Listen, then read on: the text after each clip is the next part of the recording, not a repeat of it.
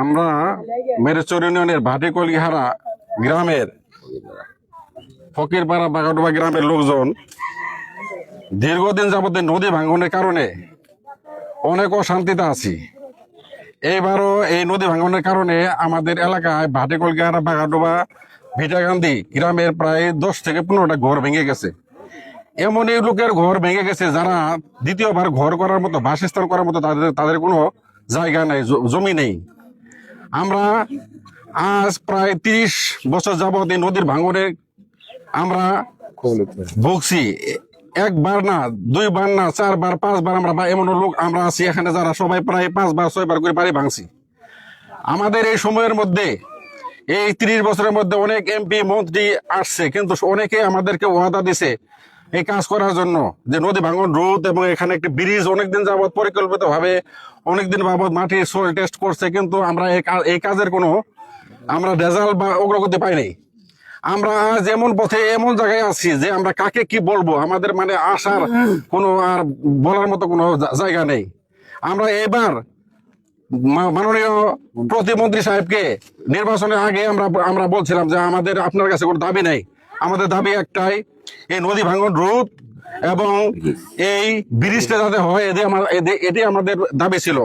সে আমাদের কাছে বলেছিল যে আপনারা যদি আমাকে সর্বোচ্চ ভোট দিতে পারেন আমি প্রথমে এই কাজ করব, কিন্তু আমরা তার কথা রেখেছি। আমরা সর্বোচ্চ ভোট দিয়েছিলাম এই আমাদের এই ভাটিকলিহারা কেন্দ্রে, কিন্তু বক্সগঞ্জ উপজেলায় আমাদের মতো আর কেউ সর্বোচ্চ ভোট দিতে পারে নাই। আজ আমরা ভোট দিয়ে তার মুখের প্রাণে, এলাকাবাসী তার মুখের দিকে তাকিয়ে আছি, কিন্তু এখন পর্যন্ত আমরা তার কোনো প্রতিকার পাচ্ছি না, কাজের কোনো অগ্রগতি দেখছি না। আমাদের এখানে এই ভাটিকলিহারা গ্রামে অনেক ছোট পোলাপান পড়ালেখা করে, ও নদীর পশ্চিম পারে একটা প্রাইমারি স্কুল, ওই স্কুলে যেতে অনেক সময় দুর্ঘটনা কবলিত হয়ে আমাদের সন্তানেরা মারা যায়। কিন্তু যেখানে দাঁড়িয়েছি এর একটি ফরিপাড়া গ্রাম, পার্শ্ববর্তী গ্রাম হচ্ছে বাগাডোবা এবং দক্ষিণ পাশে ভিটাকান্দি, পশ্চিম পাশে রয়েছে লুথগঞ্জ বাজার সহ একটা মুন্সিবাড়ি একটি গ্রাম ছিল, বড় একটা গ্রাম। এই নদী ভাঙ্গনে তারা সকল লোক, প্রায় 400-500 লোকের বসবাস ছিল নদীর এই পারে, তারা সব চলে গেছে। এর সে সাথে 2টা প্রাইমারি স্কুল ছিল এই পাশে, সেটাও চলে গেছে। এই পাশে কিছু primary school, high school, college রয়েছে, মাদ্রাসা আছে, মসজিদ রয়েছে এবং একটা বাজার রয়েছে।